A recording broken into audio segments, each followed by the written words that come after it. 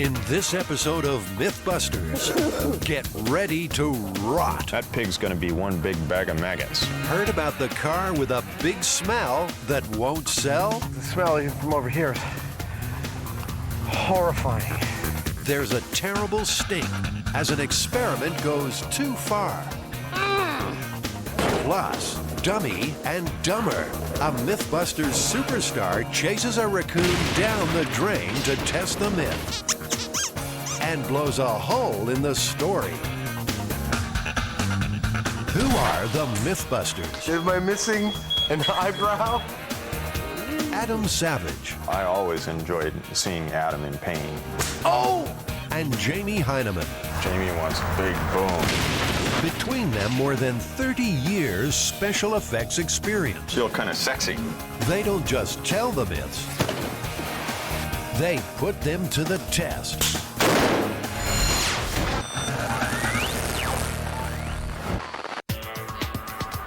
For our myth-busting heroes, testing tall tales is a mix of danger and stupidity. Shocks and shakeups.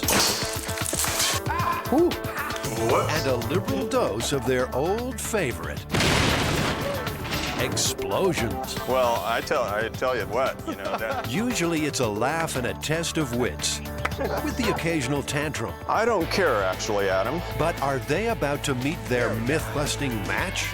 All hands on deck. This experiment will take them into a world of putrid pain. Christ, now I just got a really bad whiff of it. Adam and Jamie want to test the myth of the stinky car.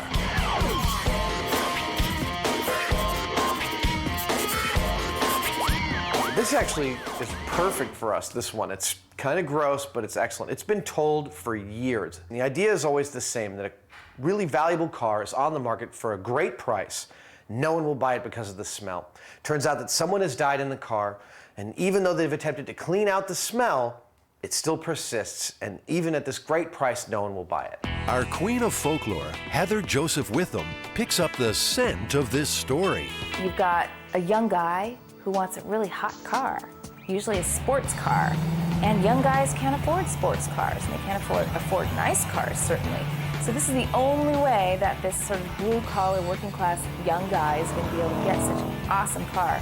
But sort of the moral of the story is that the blue-collar guy never can get something that he won't be able to afford like this unless it literally stinks. So what are the ingredients in this recipe for rankness? We need a car, and to simulate a rotting human, a pair of pigs that have died of natural causes. The method to the madness is simple, on paper anyway. Put pigs in car, leave to simmer for 2 months, then see if you can clean up the mess and sell the car. I expect that this is going to be pretty bad, actually. I'm not looking forward to it, and yet I am. Let's work on the least disgusting part first, buying a second-hand sports car. Well, are you guys on schedule or what? Are you Tom? Yeah, I recognize you two. Tom has an '87 Corvette for sale that looks about right. This is my baby. Looks pretty good. This is Tom's 5th Corvette. It's a love affair that's been running since the 60s. Has anyone died in this Corvette? Not to my knowledge. Not to your knowledge? No. Have you heard about the myth of a car that was so stinky that no one would buy it, even though it was a really good deal? No. Okay, time for a test drive. I always like a car that's got 4 or 5 controls just for your ass. I'll be back in 5 minutes. That Corvette is a nice looking car. You know, it's really sleek, really sexy Americana. Okay, there's some power there. Oh, More than I'm used to. The Corvette was the first all-American sports car. Chevrolet began production in 1953, and these stylish muscle cars quickly became classics. They've been building Corvettes ever since, 1 million on the road today. And at the wheel of every one of those cars is a very passionate Corvette fan. What we're about to do to that Corvette is going to make a lot of veteran Corvette owners all over America squirm. You know, I mean, it's This is an absolutely horrible thing to do to a beautiful car. Okay, that was fun. You'll enjoy driving this back to San Francisco. I think we should get it. Yeah, I like it, and I think it's hot. It's a done deal. But for Tom, there's a little twist in this transaction. Farther than that. Oh, really? You want to tell him? We have, waiting eagerly for this car, a recently dead pig that we're going to put in there and let it sit for about maybe a month or two. And I wondered what you feel about that. Well, not real happy, to tell you the truth. I mean, because it's a really nice car. What do you think all the other Corvette owners across America are going to be thinking about this when they see it on air? When you put a dead pig in here, they're going to think you're nuts. They may be right. Yeah, baby. Time to take this machine back to the Mythbusters workshop and get it ready to rot. Adios.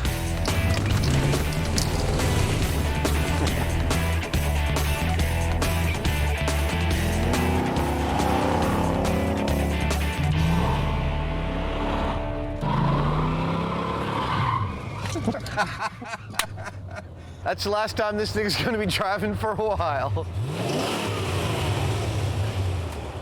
Well, we've got wheels. Now we need squeals. To find a pair of pigs, Jamie and Adam have to go on safari. Welcome to Bischoff's, taxidermists to the stars, supplying stuffed stuff for films and TV. Gary here has an animal for every occasion. Have our jaguars and our leopards here, and our whole bird area. Some of our favorite stuff is our stand-ins, like this little guy over here, one of our stars you might recognize from one of the movies. It's our little pug. This was Men in Black 2. He's been taxidermied and preserved for the movie industry. So these things, by and large, are dying of natural causes, then? Yes, yeah. These animals are all natural causes. We don't go out and get animals and kill them for the movies at all. He's got little pockets in his claws. This is a scary freezer. Do you keep a separate freezer for, like food? Popsicles? Yeah, does anyone have a lunch in here? Ice cream? No sign of the other white meat in there. Maybe it's time to pop the question. We need to get a hold of some pigs for this project that we're doing. Pigs that have died from natural causes. We'll put in a call and say we need 2, 3 pigs, whatever it is, and they'll search and they'll call us when they come up with it. We ask Gary for the whole pig. That means the guts, the animal, everything that a pig naturally dies with. Because as it turns out, it's not all that easy to get a hold of that through like a butcher or other things. We want to replicate what a human would be like if that person died in a car. It's a whole new fashion statement. A week and a half later, the pigs are here. I've got a dead pig in the truck. They have just died of natural causes on a farm. The funky phase of this experiment is about to begin. No, I'm gonna tape these up, man. I don't want this touching me anywhere. I'm ready to put on a second painter's suit.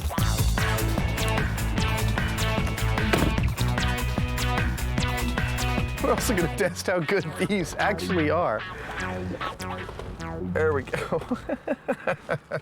I feel ready to tackle the pig. Oh, yeah. As the boys struggle to get a grip on their stunt hogs, a nose-withering stench begins to take hold of them, the air, and everything these putrid porkers come near. Hey. I think it's already hard to sell this car. All right, let's close it up. Well, we'll come back in 3 months and see how it looks. Not so fast, Adam. There's still a few little ham-fisted hiccups coming your way. How come the lights are on? Are they pressing on a brake or something? Yeah, that's exactly what it is. The pig is pressing on a brake. In fact, I'll say that there's nothing we can do about it. Rather than face the horror of more pig wrestling, Adam decides to disconnect the battery instead of moving the pig off the brake. It's a shortcut that will come back to haunt him. Next step, seal the vehicle.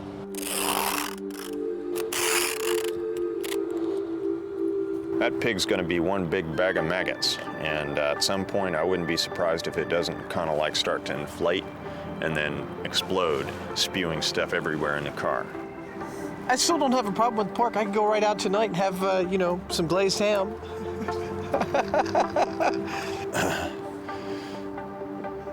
Damn, it still stinks. That guy missed the party. He's all like, yo, let me in, dudes. Yo, I know you got some good snacks in there. And they're all like, yo, dudes, we got all our kids in here. We can't let you in.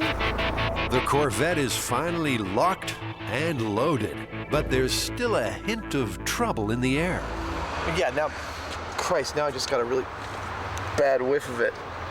My main concern is that the cars seal them up. I really would just as soon not have that horrific odor in front of my shop for the next 6 months. I don't want the smell getting out of the car. And right now, Jamie is convinced that smell has broken out and is making a dash for freedom. He reopens the car and tries to seal it even further. What's going on, hombre? Hop in, you want to take a ride? Thanks, but no. Well, it seems that the car's not as well sealed up as we thought. Someone's sloppy work is a little stinky, too. You didn't really do that good of a job of taping it up. No, I didn't. The smell, well, it's not like really, really powerful. It's just extremely pervasive. So the tiniest bit of it drives everybody nuts. The car also has to be moved, and that turns one of their earlier quick fixes into a big problem. The hardest part about this whole deal is we got to get the little pig off the brake. We got to get the little pig off the brake? Yeah. Oh. Damn. It's going to be kind of like surgery getting that damn thing out of there. And it's not pretty. Ah, yeah. Jamie and Adam thought parking 2 pigs in a car would be easy, We're going to need more people but it's behind turned into a marathon with more to come. Hey, all right, that's good. Stop.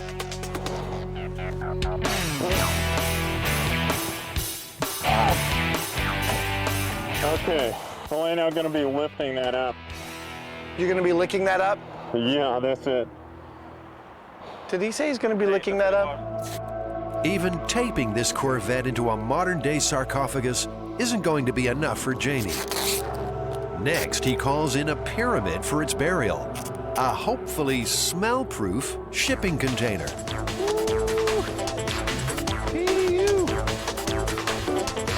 We're just turning it hard. Push it back a little further.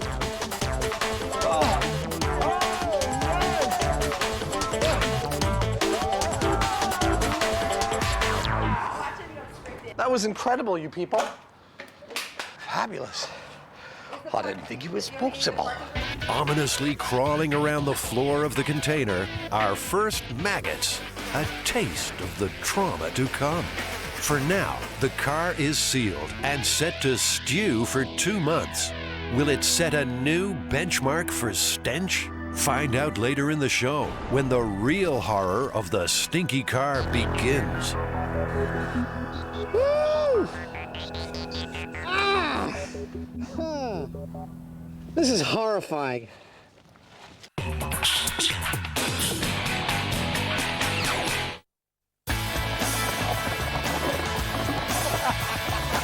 Roll up for the greatest Mythbusters show on Earth. How could a rat up a drain pipe, a roasted toy raccoon, and a sharp-dressed dummy turn into a disaster area? Take your seat as we ride the Raccoon rocket. In 1998, in Carbon County, Pennsylvania, apparently some good old boys, from the sounds of it, were hanging out on their porch, drinking beer, and they saw a raccoon go by, and so they all opened fire on it. So they noticed that the raccoon's taken refuge in a drainage pipe. So one of these smart fellows goes over to the drainage pipe and he pours gasoline down there and he tries to light it. Unsuccessful at doing this, one of them decided to go down into the pipe to better light the gasoline and get the raccoon out, at which point the gasoline actually did ignite and it shot this guy out the tube at a high rate of speed. He goes shooting straight out of this pipe and he flies about 200 feet right over the house and falls and manages to get up relatively unharmed. Well, it sounds like we have all the information we need to proceed. What is the plan? Have you got a plan? Well, we need a big-ass pipe, I guess a sewer pipe. It's got to be 20 feet long, 3 feet in diameter. We got to have 5 gallons of gasoline. We have to have some means of igniting it safely from a distance. I have one more question about this. What's that? Which one of us is going to get launched from this pipe? Well, you, of course. You know, much as I'd like to do it, it sounds to me like it's a job for Buster.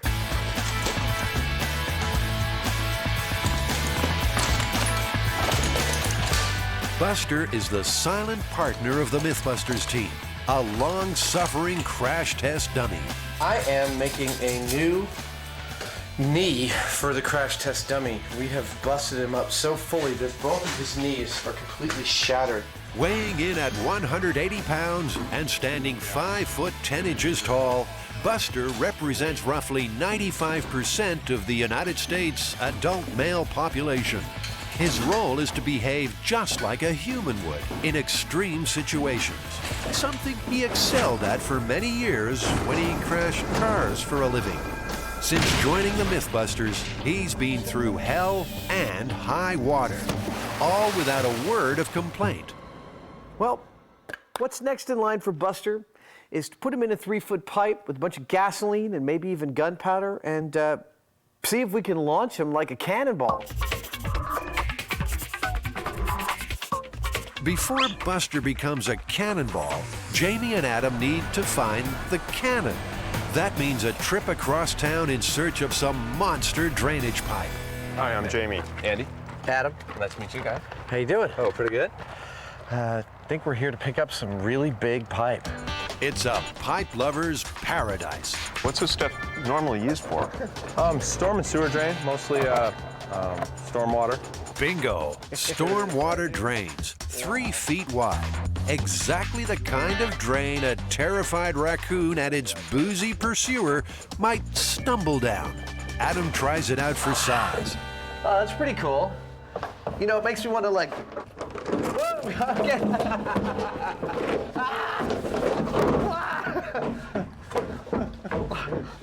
All right, that's enough of that. After a peek at the pipe, Jamie's mustache is twitching. It's all a whole bunch of stupid stuff. The more he thinks about this wild raccoon chase, the more he thinks it's the truth that's gone down the drain. The biggest problem that I see is that you can see that I fit pretty easily in this pipe, and there's a lot of room around me, a lot of air room. And so even if there is a big blast, all this air is just going to go right past me if there's no seal. Thank you. This is one of the rare occurrences where Jamie and I agree all the way down the line on this. He's right. It's the problems are myriad. The myth is almost patently ridiculous just on its face. But when there's a hint of flames or explosions in the air, the Mythbusters will make it happen. I think one way or another, we are going to propel that dummy quite energetically out the end of this tube. I don't think it's going to work quite the way the myth says, though. Let's bring on this raccoon.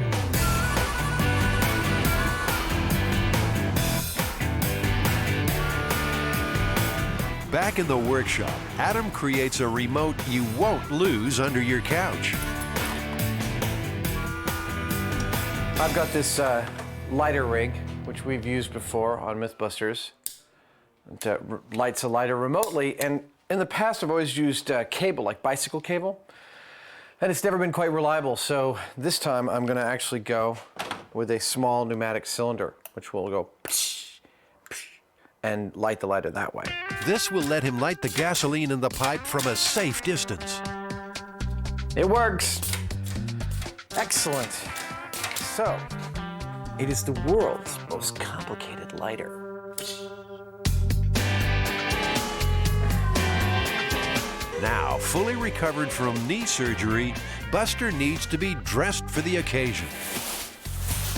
This stylish woolen sweater and slacks outfit will protect our dummy from looking unfashionable and save him from melting.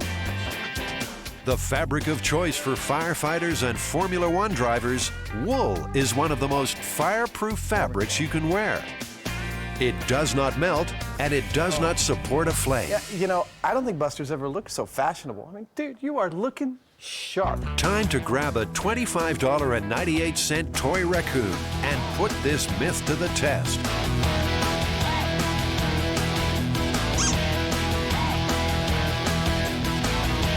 Our firing range is an abandoned airfield on the outskirts of San Francisco. Job number 1, get that pipe into launch position. For this, our boys will need a nice new toy. I think this is the biggest thing we've driven yet. Very, very, very cool. Yeah. But does anyone know how to drive this thing? So did you get any instructions on it? I did not. A few quick tips from the backhoe delivery man, and Adam is an instant expert. This goes side to side to side. You can drop this pin in the center, Okay. and it'll Lock it. yeah, it'll lock it from going like this.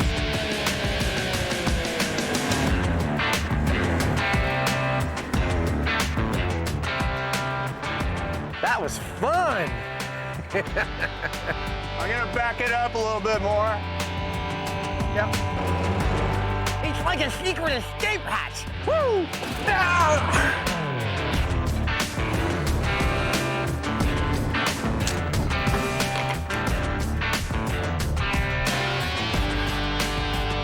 You know, he's taking an awful long time to do this. I think he's having just a bit too much fun. Finally, our cannon is in position. Well, we've just covered the pipe with dirt, and so I guess we're gonna pour some gasoline down there and light it with the dummy in the tube. We pretty well know that nothing's gonna happen. We'll get a big whoosh of gasoline out of both sides of this tube, but besides that, it's not gonna launch this dummy in any way. The stunt is ready. So where's the fall guy? For extra fireproofing, Buster gets a dressing down with a special flame retardant gel. Okay, so we're gonna shove him about 3 feet up in there. Yeah, feet first, because his head's got to be down, like he scooched down the pipe with a lighter and was like, you know, that kind of business. The scene is set exactly according to the myth. We have one not-so-smart man, Buster, who's crawled down a 3-foot-wide drainage pipe, chasing a raccoon. Like that. There we go. Like this? Yeah. The raccoon's probably all the way at the very end, you know, up against like a steel grate or something like that. So he's probably like right here, trying to be as threatening as a raccoon soaked with gasoline can be. Okay. Let me get my automatic match. The Mythbusters team gets ready for launch. Cameras will cover it from every angle. Sensitive equipment is protected by a bulletproof plastic shield.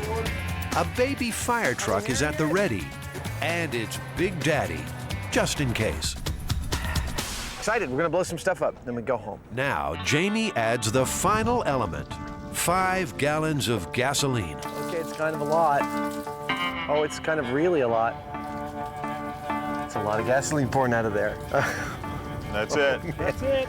All right, get out of there. Okay, here we go. Standing over here with me, Jamie? Yeah.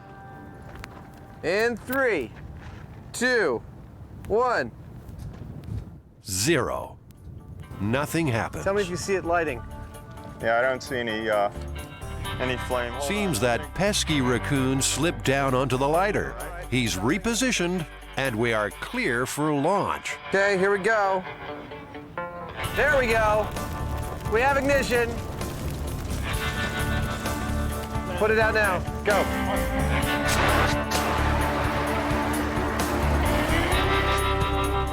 Well, that wasn't nothing at all. Nope. That was like a little campfire.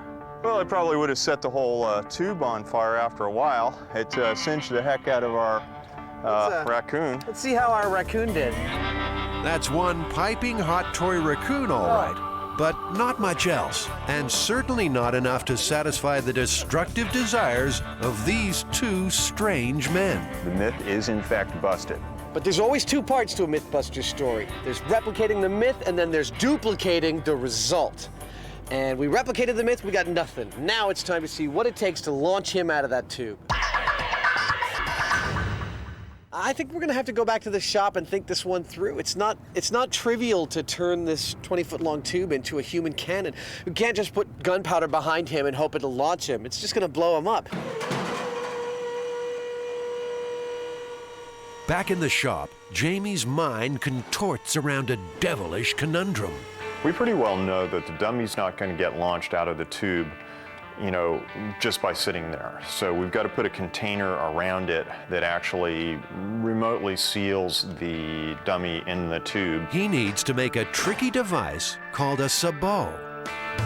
In the world of weaponry, a sabot is used when a specialized bullet or projectile is too small for the barrel of a gun.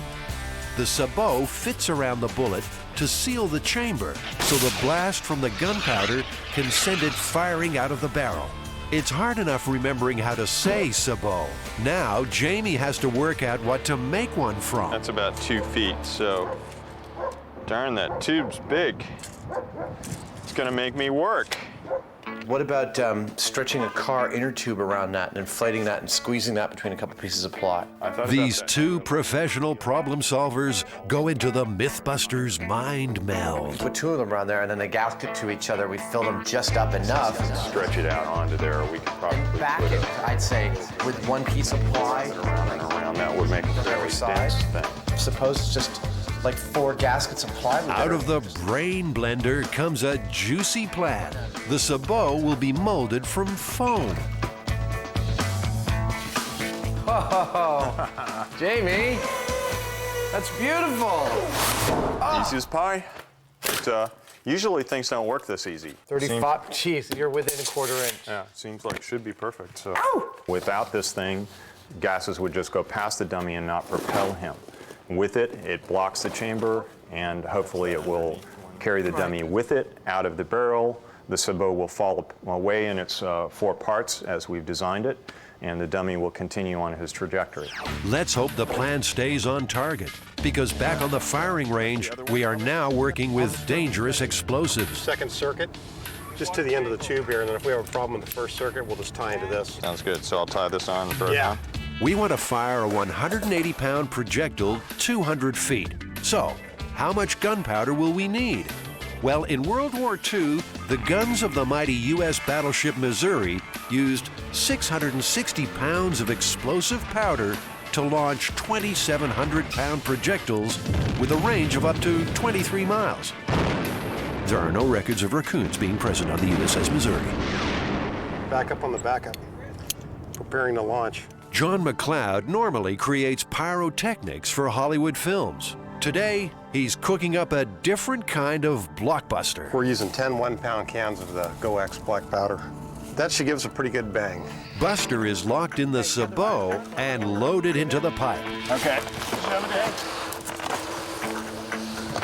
Oh, yeah.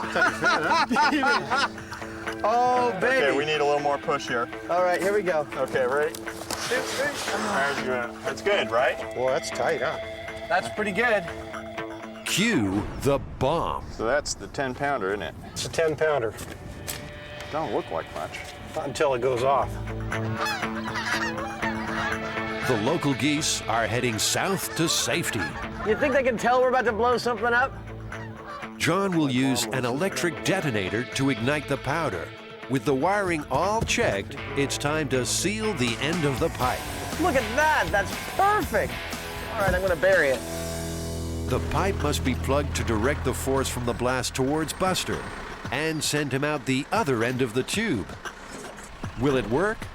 That's in the lap of the gunpowder gods. I think if any, the worst thing that could happen was it would rupture the back end of the tube and maybe shoot dirt and sand and possibly little rocks. It's also, I'd say, 50% likely that it stays back there in the tube and the whole thing just blows up. That's totally acceptable to me as well. The whole damn thing could blow up for all we know, but our best shot is that it's going to come out of there, and it's going to come out really fast, and it's going to look really cool. Jamie is so confident, he's parking Buster's wheelchair right where he thinks he'll land. Jamie, you hoping to catch him? Yeah. All right, that's about the most optimistic thing I've ever heard. If you catch him, I'll give you $100. Okay, let's put this Big Bang Theory into practice. You got some? You want to put some protection on there? I think I'm all right. He thinks he's all right. Firing in 3, 2, 1.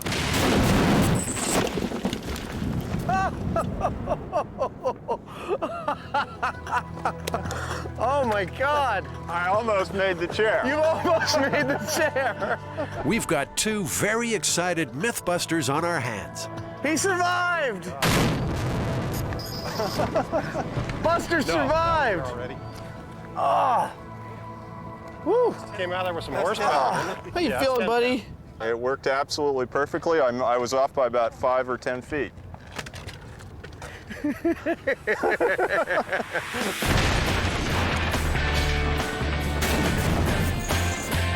Buster heroically executed a textbook superhero-style exit from the cannon.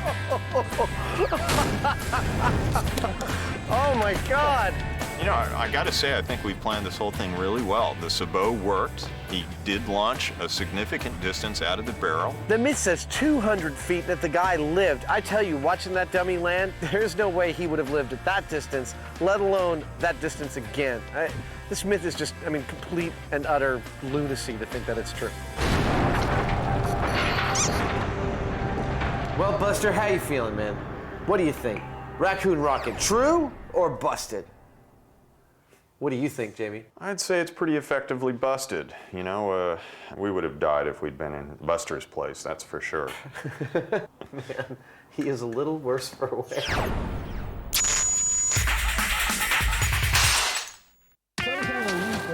You've heard the fairy tale of the 3 little pigs, right? Well, in this myth-busting moral, one got away, and the other 2 have been quietly decomposing in a 1987 Corvette for 2 months. Huffing and puffing? You bet. The moment Jamie and Adam open the doors of that car. And it might be the Mythbusters house that gets blown down. They're testing the myth that if someone dies in a car, it can get so stinky you can't clean it and you can't sell it. Time to call in an expert in extreme cleaning. Neil Smither runs a business called Crime Scene Cleaners. It's a cleaning maintenance service specializing in biohazard, primarily homicides, suicides, accidental deaths. We're really known now for doing just extreme cleanups, stuff other people just won't mess with. He knows exactly what the stinky car of the myth would smell like. And that smell, you can taste it. You just can't even describe it. It's such a unique flavor, but you know instantly what it is. Time for Jamie and Adam to get their hands dirty on a training run with the Crime Scene Cleaners. We're here cleaning up a coroner's van. I expect to learn a lot about their protocol, how they approach moving through a vehicle to find the smells, and I think that's going to be invaluable to cleaning out the Corvette. That's not residue from melted popsicles, you know? It's the real deal. I'm afraid I'm not quite as enthusiastic as the owner of this company is about this kind of work, but it'll be interesting. Let's start with cleaning the top of it. Have you heard the myth of the stinky car that can't be sold? I have heard that. It's a fallacy. Totally. What was that? It's a fallacy. You can get the smell out? Wait a minute. Now that's a big news flash for Jamie and Adam. So what you're telling me is that there's no smell that you can't get out, is that right? Yeah, I think if you clean it correctly, there's no smell that we can't get out so far. And we've done some radical smells. There's a methodical, meticulous approach to this kind of cleaning. Thanks.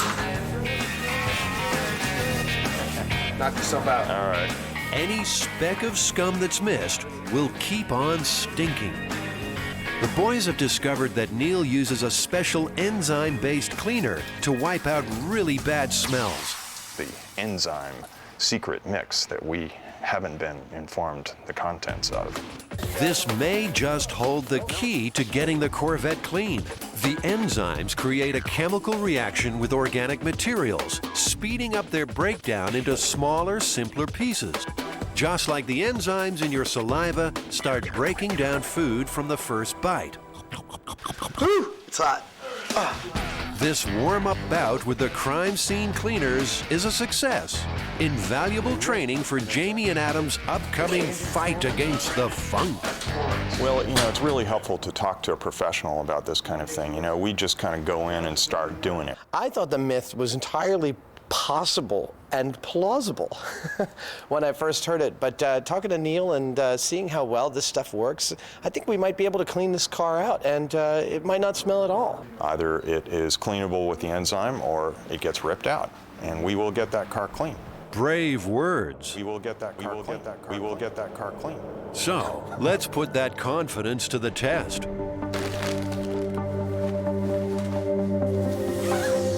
It's been 2 months since this car was turned into a stink bomb. Now, it's Judgment Day. Time to terminate any fresh air on the Mythbusters' doorstep and open that awful container. Watching on is the nose that always knows, Neil, the extreme cleaner. I'm catching whiffs here and there, and it's pretty typical. I'll have a better indicator once we get in, but right now it just smells like standard death. All right, well. Oh, man. I guess. And while our rookie cleaners look like they're ready to enter Chernobyl, the pro calmly knocks back even a nose clip. No, I'm okay. It's not that bad. Now the car has to be rolled out of the container and into the yard. Oh, yeah. Oh, man. Oh, that's foul. They're not gonna bite. You should see the comments. Climb in. All right. Here we go. Go for it, Heineman. Oh, man. Well, one thing that bothers me is that it is totally, it's raining in there. Like any place that I move around, I'm like gonna get covered with, I mean, I hope these things are waterproof. Are these waterproof? Not really. I mean, those are more than anything else. I would just hurry up, just get it done. Oh, my God. That is horrible. The pig's sort of like sealing off the whole area. It's like flowed over the parking brake. He's gonna have to think awfully fast, coated with gore. All right, we're moving the sandbag here. Yeah. Here it comes, here it comes, here it comes.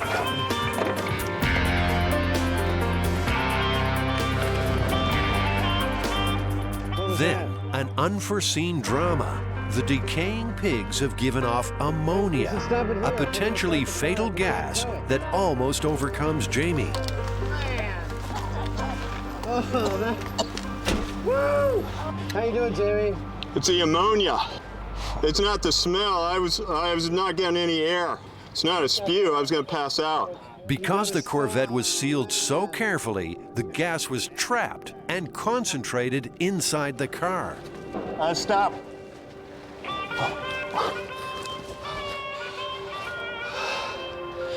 Oh, man. It's the ammonia. It's not, the filter's not handling it. I need a separate air source.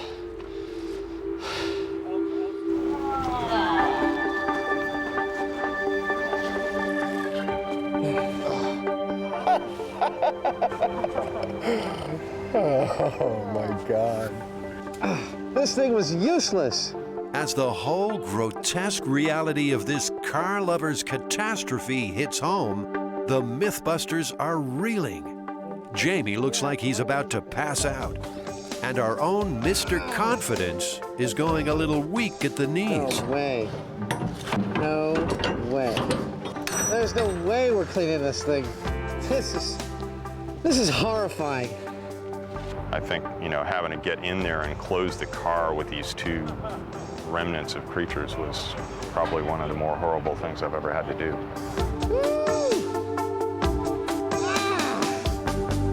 What's That's the worst thing you can imagine? Okay, Adam. I can't get past this. Oh, it's disintegrating. Oh. The ever-helpful Neil is just glad it's not him. I would just put a bunch of paper towels in and let the paper towels soak up as much of that liquid as you can, because you're gonna have to get in there. Yeah. You know, literally laying down to get to the bolts. Are you gonna lay in that puddle? I really, you know, I won't be sad when this day is over. This is a severe cleanup, no doubt about it. Oh, man.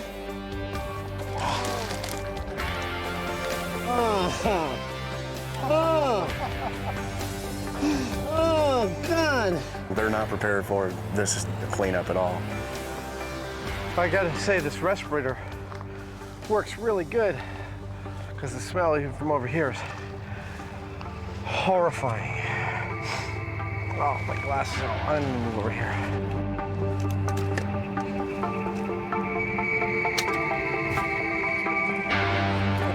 When you pull the seats, you better have something to contain them, because they're gonna pour liquid. The carpets, the seats, the door panels, all history.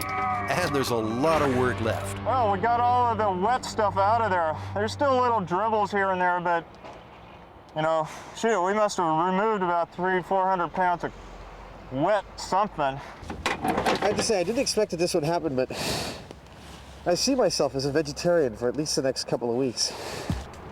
Don't want to do that again. Now, Jamie and Adam try out the tip they got from Neil, the crime scene cleaner, using a special bioenzyme fluid to cut through all the organic gunk. They're praying this might give them an edge in the war on stinkiness. The quantity of flies has decreased. We've been doing something. Well, I know we've been doing something. Something the flies don't like.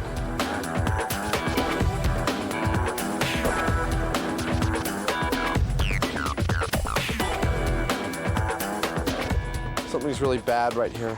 Now it smells like a diaper, a really bad diaper. If my baby's poo smelled like that, I'd take him to the hospital immediately. After a full day of frantic, forensic scrubbing, the boys are coming to grips with a grim possibility. Corvette lovers, cover your ears. This car may never drive again. Are we actually cleaning a car to get the stink out, or are we just removing all the stinky bits and ending up with a parts car? Seats were so bad that they were just falling apart. So what are you gonna do? If they cost $6 grand, the car's not worth that. I think we can get the stink out, but I'm not sure that we end up with something that's really a car. We can safely say one part of this story is true. It is possible for somebody to die in a car and ruin it.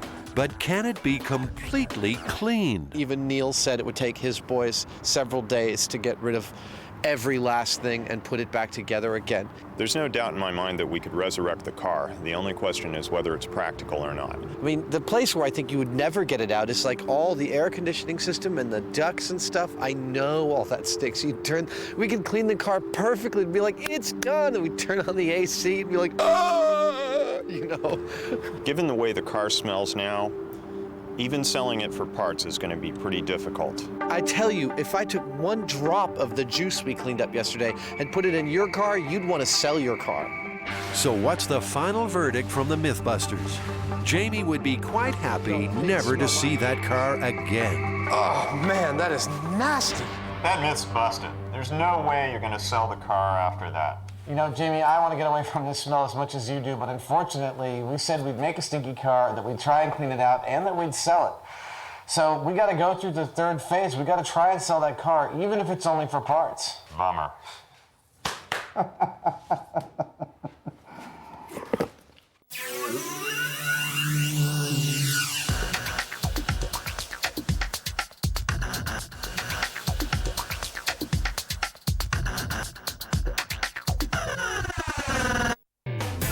1 week after an infernal cleanup, it's time to sell. But will they find a buyer? Knowing how bad it was, it's not nearly that bad. But it's worse than anything anybody else but me and Jamie have ever smelled. Smells more like a barnyard now. No, the smell hasn't gone, and the car isn't going anywhere either. What is that? Ready? Yeah. Nothing. I'm not sure I'm getting any power at all to anything. Really would it be helpful to get it started to sell it? The fuse box is fried. Yeah, this is all corroded. It's all green in here. Maybe some more scrubbing will work. How is this doing over here? I'm gonna try and start it again. I'm not getting squat. Are you sure it's hooked up? Yep. Positive and all that? You bet. Adam is ready to raise the white flag. Now we push. But Jamie is determined to get this car started. It's just a little bit of corrosion is all we're talking about. It's a real simple thing if we can find the spot. Like the engine's fine. We should be able to sell it better if the engine's running. You know, you can't really ask a lot of money for a car that doesn't start with no interior. If I can find the starter solenoid, then we can jump it. It's a total Jamie thing to like pursue these avenues that seem completely ridiculous and end up with total success. It's really unnerving. Eventually, Jamie admits defeat. You gonna help push? No, I was gonna watch from up here. You guys doing any work at all? I think I'm carrying this whole thing. It seems like we trashed this car, and that's all we did. Like, we put some pigs in it, it ruined the car, and it's junk. I think the question is, how much money can we get for a big piece of stinking junk? Not very much. Let's clean it, close it, sell it off. It won't start, and it stinks of dead pig, but it will look good. Time to place an ad on the internet to entice some buyers with an unbelievably cheap '87 Corvette.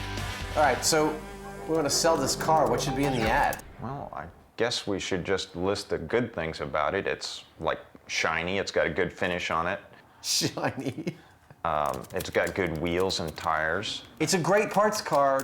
We lost the interior. Yeah, we just lost it. Hidden cameras are set up to secretly record the reactions of unsuspecting buyers. So, who will buy this slightly soiled vehicle?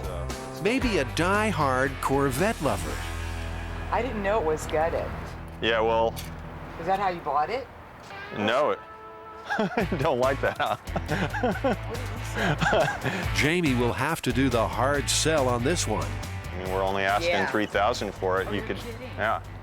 So you could take it for parts. The wheels alone are worth like $700-800, and still not impressed. No, I wonder how much that smell seeped into the fiberglass. No sale.